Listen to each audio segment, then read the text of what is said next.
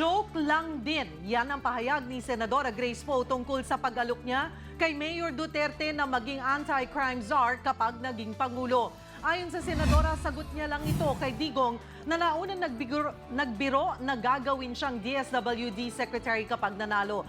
Dagdag pa ni Poe, mayroong 1-year ban ang appointment kaya maaaring hindi na rin mangyari ang sinabi niyang pag-appoint kay Duterte. Nanghihinayang din daw ang Senadora sa mga naging pahayag ng alkalde, lalo na sa biro tungkol sa rape. Nung ako'y tinanong ukol dyan, sinabi ko sa kanya, dahil niloloko rin naman niya ako eh. Sabi niya gagawin daw niya akong DSWD at DOT, Department of Tourism. O, merong 1-year ban. Mabuti na lang may 1-year ban. Kasi sa tingin ko ngayon, hindi na mangyayari yon talaga. May charm, nakakatuwa, pero wag naman natin ibaba din ang level ng diskurso. Be sure to come back. Use 5 everywhere. Copyright 2016.